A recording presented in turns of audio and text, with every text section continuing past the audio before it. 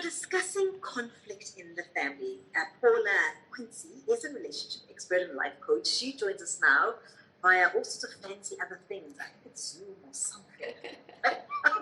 Hello, Paula. Hi there. How are you, Phemelo? We're well. Thank you so much for making the time to talk to us this afternoon. We are talking about today conflict in families. You know, it's one of those things, isn't it, that even the best families have conflict. Every family has conflict. And it's sometimes one of those where you assume that because you are going through a conflict, you must be the only family in the world and nobody will understand. Nobody will understand. Of course, because we think, you know, that we're alone in the world when it comes to particularly going through tough situations, and that no one would understand what we're going through. So it's obviously worth our while, if we can, to avoid conflict, or is it sometimes necessary? So conflict, you know, often gets a bad rap in terms of being an ugly thing. It's a horrible thing. People don't like conflict, which is why we avoid it often. And particularly in our personal relationships, it's much more emotionally charged because it's either our partner, so there's that emotional charge to it, or it's our children or our family members, the people that are closest to us. But I always like to say to people that, you know, conflict is as simple as you and I have a different opinion or a different view. It doesn't make either one of us right or wrong. It just means we have a different perspective. How do we find a way to see that from each other's perspective and respectfully agree to disagree? It's as simple as that. And often the gift is in knowing how to bring forth whatever it is that you need to say, have the other person also bring forth whatever they need to say, and as you said, sometimes agree to disagree, but have it anyway. So avoiding it sometimes is not the way to go. No, you know, avoiding it and sweeping it under the carpet, it's just going to keep coming up time and time again with the next argument or the next disagreement that you have. I like to call them speed bumps. We hit speed bumps, and it's how do we get over the speed bump? You know, and conflict is actually just growth trying to happen. It's we're being challenged on some level, either a view, a perspective, a behavior or something is being challenged, and because we're being challenged, we resist it. It's like we resist change. It's a similar concept. But if we step underneath that and we look at where's the growth from, what can I learn about myself, what can I learn about the other person or the situation, and how can I use that to grow and evolve? You know, Paula, I think what makes sometimes family conflict harder is the fact that, you know, the world can be quite harsh, and you expect that love comes from the home, and when it feels like people don't like what you are saying or your opinion, it's harder, isn't it? It hits home harder because this is where you should be getting love. This is where you should be heard. This is where you should be receiving all the warmth. And when it comes from the home, it just is harder. So maybe the question I have for you is, how do we have the conflict and still remind the people that we are in conflict with in the home that doesn't mean you don't love them? Mm. And that's often, you know, when I'm working with couples or families and that, it's around understanding that, you know, conflict is not about you, the person, it's about what's happening. It's the situation. And often we internalize or interpret conflict as rejection, or we are not loved, we are not liked, we're not accepted, we're you know, we're just that horrible person, and that person doesn't want us anymore, they don't love us anymore, and that's not necessarily true. Every single couple or household is going to have conflict, and it doesn't mean that your relationship is over or that it's not working or that you don't love each other or you're not meant to be together anymore. It just means it's feedback. There's feedback that something is going on, and how do we take the feedback and use that to find a solution? Is it sometimes necessary to read it and say no more? So we've had this conversation. It's not actually achieving anything. It's not going anywhere. It's rather eroding more than building. And it's time to stop. Should we be able to have those skills to say, at this moment, it's not worth having this conflict? I think this is on two levels. One, where you need to put a boundary down, particularly if it's something like abusive behavior, so verbal abuse or you know, things like that. On the other hand, it's also about, picking your battles. Is it really worth fighting about and making a big scene about it? Our relationship is so much more than that, but we're focusing on this one little thing. So don't sweat the small stuff. Is it really worth all the fighting and the drama and everything that you're going through in your relationship? How can we take a step back and look at that bigger picture and go, we're so much more than this thing?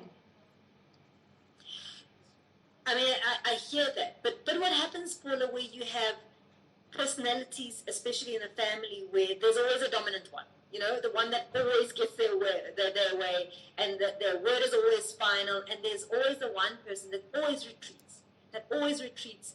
There is a danger, isn't it, with a person like that they never actually get to be heard.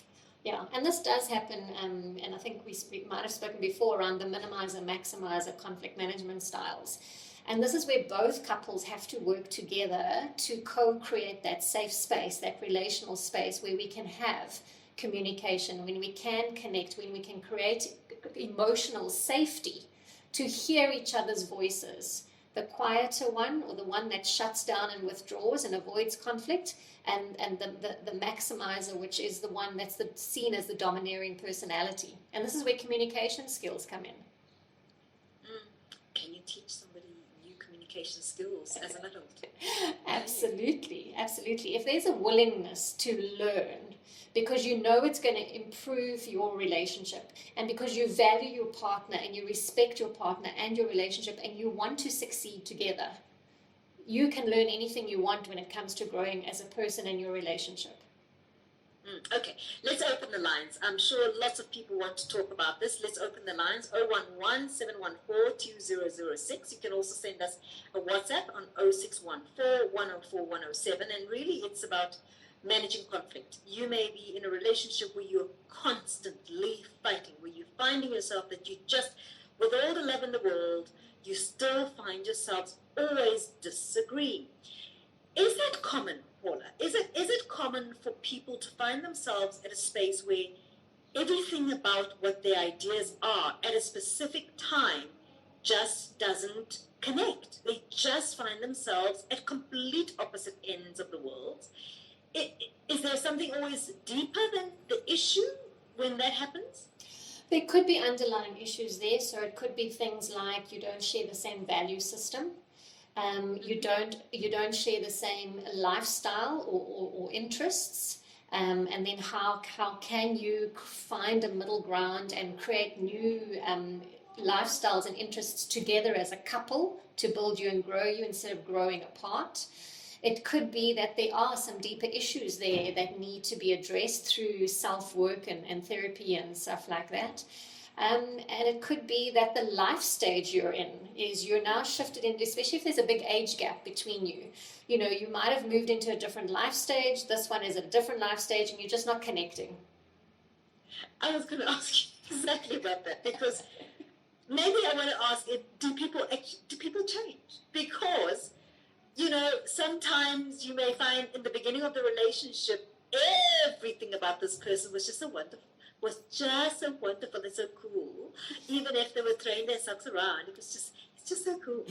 And then after a while, it really irritates. The socks smell, right? Nothing cool about it. It's not sexy. Nothing cool about it. Actually, it's irritating. They smell, and they must just get their act together. What is that? Is that, as you said, a growth thing? Is it because someone has changed, or is it because something else is going on? So we naturally change. The longer we're in a relationship and we evolve and grow, we do change on an individual level based on where we're at in life and our experiences and all those kind of things. So there is natural change and evolvement individually and from a relationship point of view. In the beginning stages, the honeymoon romantic phase, of course we love everything about our partners. But we move into the next stage of our relationship cycle that all couples go through, and that's the power struggle phase, where all these little things start irritating us about our partners. The things we loved about them are the things we hate about them now. Mm-hmm. And underneath that is more around my emotional needs are not being met in some way, form, or shape. But often we don't know what it is, or we don't know how to articulate it or express it, so we focus on the object of our frustration, which is the smelly socks. Mm-hmm. How do we not allow other circumstances, serious circumstances. It could be grief, it could be loss of income, it could be a real difficult financial time that the family is going through. How do we allow that not to take over and actually be the reason for conflict? Yeah. And that's where it always comes back to self. How am I showing up and how am I co-creating the relational space in my relationship?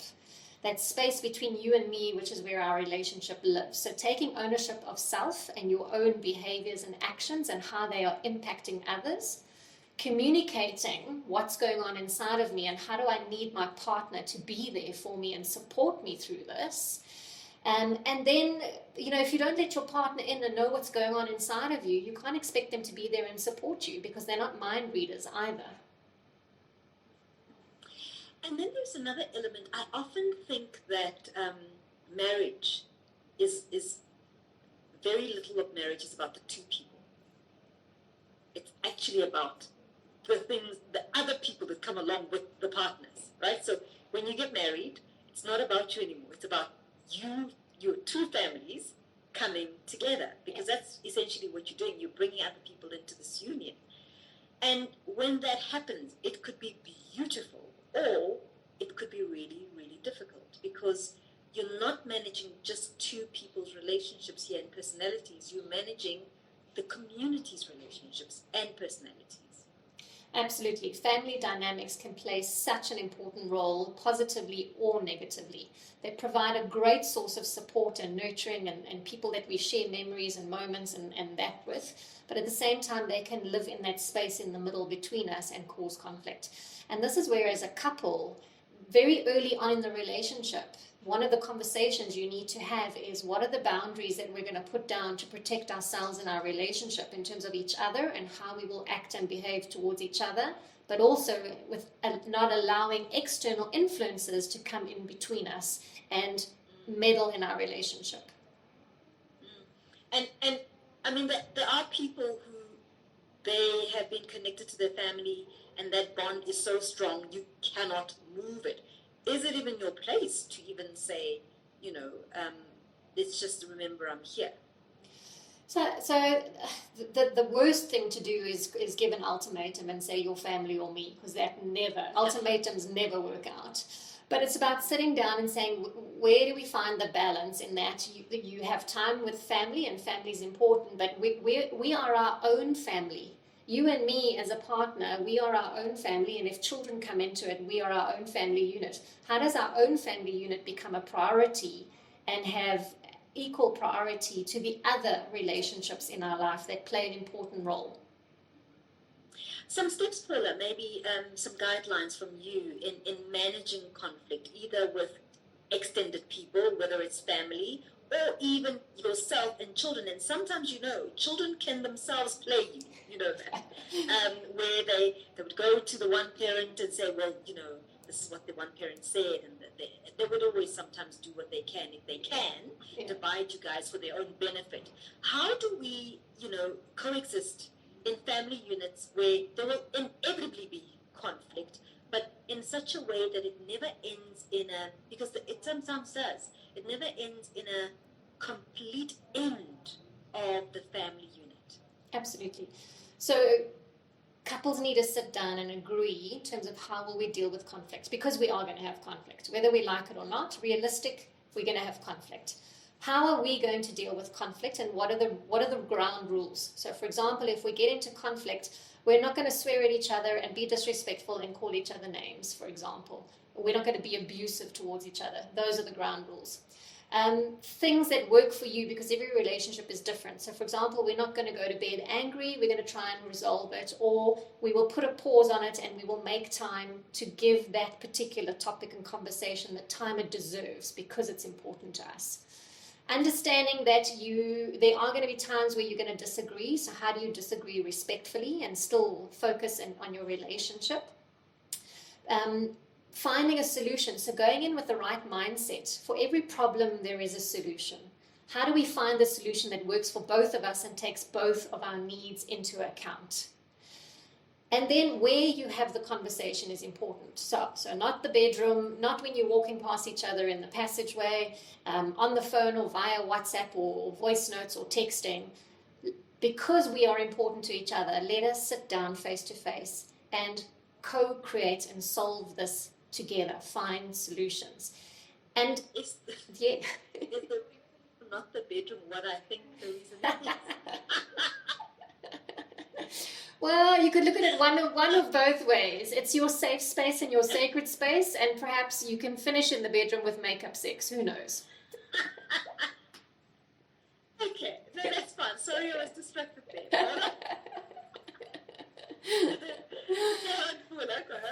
And most important is couples need to present a united front. So, for example, with the kids that you used, kids are going to play you. It's part of their growing up. They're going to test the boundaries. But you as a couple need to stand united on the same page and know that you trust each other, you've got each other's backs, you can rely on each other, you can depend on each other, you're there for each other against the kids and against everybody else, but that you also stand for each other. So our relationship is where we commit to each other and commit to growing and evolving together, and sometimes that is getting feedback as to what we're doing or not doing and how we're impacting our partner. We've almost talked about simple conflict, Paula, but there are some times where there really is, there are big problems, and it could be things that are systemic in the family. It could be drug use by the one partner or the one family member. It could be alcohol. It could be gambling. Those kind of very, very difficult issues that sometimes present themselves with making decisions that are life-altering. Mm. How do you, and I've heard people say, well, we've been told the only way to get around this is to completely ostracize that individual, bringing almost an end to the family unit. Yeah. How would you suggest people who are maybe battling with a child who's an addict deal with that kind of conflict? Maybe a partner who's an alcoholic who still needs to be a parent to other, to the children and so on. How do you suggest that kind of conflict gets resolved? And this can add huge strains to a relationship and the family dynamics. And so first of all, in terms of the person that is not the one in trouble, realize that your responsibility only lies so far in the relationship. You are not responsible for your partner's actions, and it's not up to you to fix your partner or save your partner. They have to take accountability and responsibility for that. You can support them, you can be there for them, you can encourage them, but you can't fix them and you can't take it on as your burden, okay? If it does start impacting your relationship, which it invariably does, it's about, so people call it the tough love thing. It's not so much the tough love thing, but how do you stop enabling them?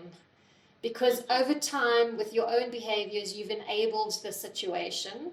And by keep rescuing them or fixing them or trying to, be the parent, you are enabling them to keep doing more of the same. And then that person has to be wanting to and willing to change and willing to seek help. And that could be things like going for counseling and therapy and stuff to deal with their problem and their issues. And does tough love, does it have to get to a point where you literally call it, where you've done all of this? You've asked us for help. We've tried that route, whether it's rehab, whether it's counseling, whatever, and it has not worked. Is it necessary to get to a point where you call it a day? If it is really affecting you on a level in terms of your own mental health and well-being and your own physical safety and stuff like that, you may need to make that tough decision, because your personal safety and that of your children and your well-being comes first. And well, we've got some voice notes. I want you to maybe listen to these, and then let's see if we can help respond to some of these. Sure. Hello, Phemelo. Such a great topic, especially on siblings conflict, I think. So when do you, decide to say it's enough, especially if maybe one of the siblings is very abusive to us and others, and there is no, solution to that. So when does one say it's enough, and when you say it's enough, what do you do? Do you stop talking to your sibling, or do you try to find ways to resolve the conflict. Thanks. This is Phemelo.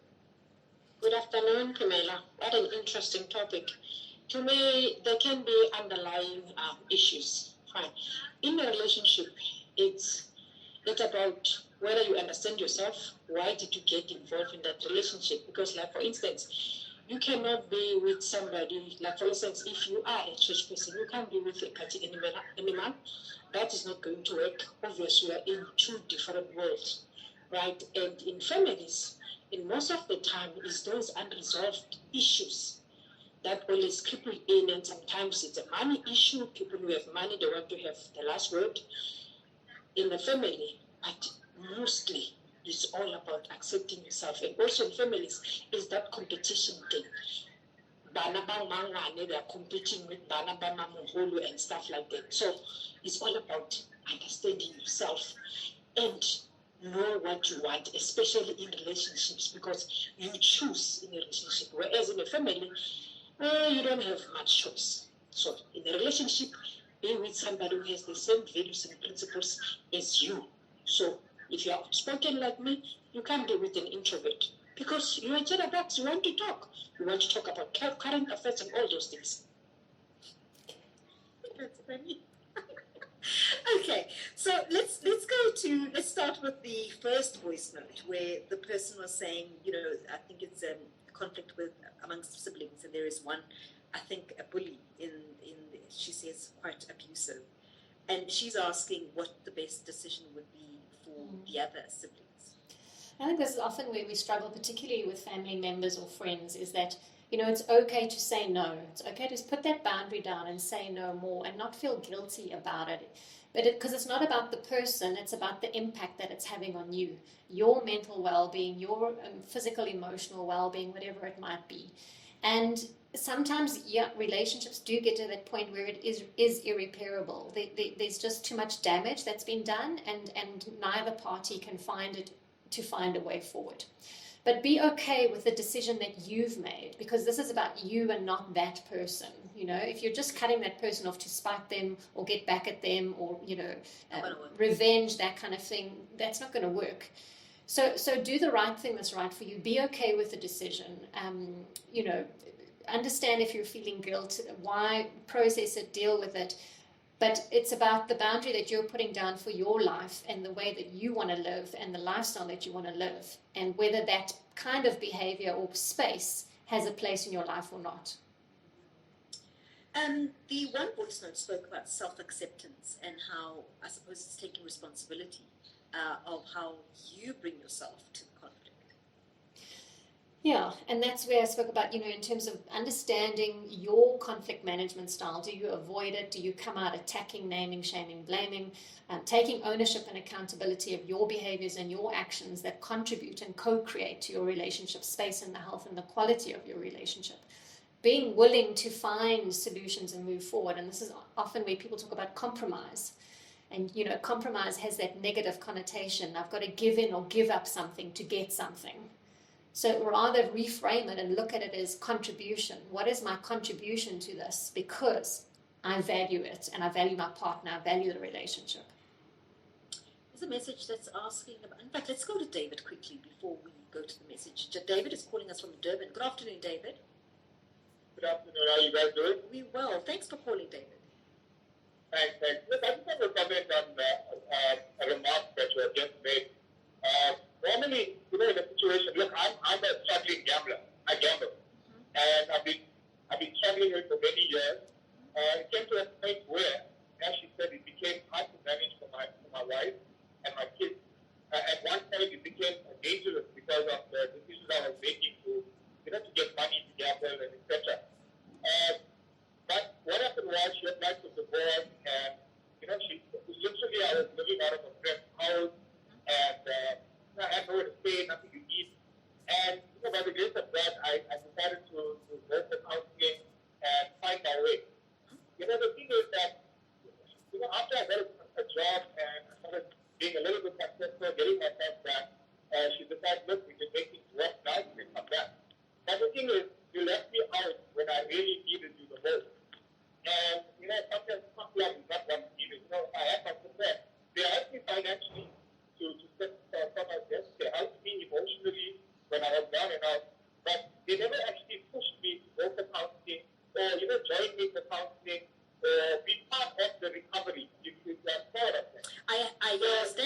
David, if she had not kicked you out, would you have gotten to a point where you saw the need to get help? Yes, I would have. Because you see, the thing is, when you're gambling, it's an addiction just like alcohol, drugs. It's an impulse different thing. You get these feelings of emotion, that it affects your decision making. And to be honest with you, it's not something that you are cured from. It's something that you have to deal with the proper steps, follow the counseling, the routine, and etc. So you're taking me back. I still have the problem, yet I'm better managing it. But in the 12 years that we've been together, I probably was gambling for around 6 years. I was still at a point where I'm divorcing you. I want the house, I want the car, I want everything. If you decide to fight me, I will take you to court. And she knew I couldn't afford it. And I literally went through the process of signing the summons and staying with the parents and getting myself back together. And it took me, it's hard, suddenly I have better job, I'm suddenly doing quite well. And it was just a point I feel that the first home is important because I still love my wife, I love my kids. Besides the gambling and the other things that I did, I just realized that, but what I'm saying is, try to follow the proper steps before you decide, because had she taken me for counseling, the suggestion that we have to the whole year and push it out and put it out and let them feel the hardship and then they come through. That's for me. I know the hardship. David, you said you were gambling for 6 years. Yes. And you're still upset that she was upset? Yeah, she was. But 1, 2, 3, 4, 5, 6 years? And you were upset that she was upset that you were gambling for 6 years? I'll be honest with you, it wasn't like every addiction. The beginning phase was basically contained because you're doing it under the cover, and then you still following the same routine at home, and it only becomes a problem when you cannot afford it. I think so, David. It's what you think. Have you thought about the impact your gambling had on others? I'm getting the sense that you are still upset about how they reacted to your gambling. I wonder if you've checked in with yourself. Yeah, you're not right. But you're still upset about them and how they reacted. To be honest with you, I'm not upset with them. I'm upset with myself. Okay. But I allowed it to get to that point. Yeah. I'm gonna give Paula a quick minute to just respond to you, David. Thank you. And I think you're right. That's often, where we don't realize the impact that we're having on others. When it comes to addictions of all forms and shapes, it's often a coping mechanism for underlying issues. We're using it as escape or as a tool or something to fulfill a need inside of us that we're not able to get to.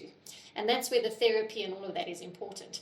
But often we don't put ourselves in the other person's shoes to understand what does it feel like to see it from their side, and the trauma and the grief and the frustration and the feeling helpless and hopeless, and seeing this person that you love go through this, but you just can't get to them. You can't reach them no matter how hard you try.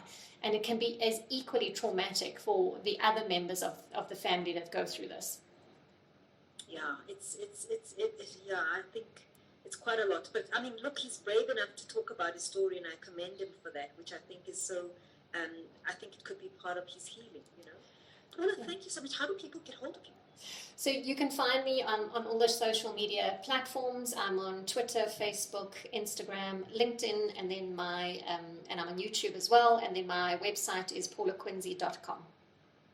Excellent, Paula Quincy. Thank you very much. She is a relationship expert and a life coach, and that will be available as a podcast. 2:00. Let's go to have the very latest in SABC News.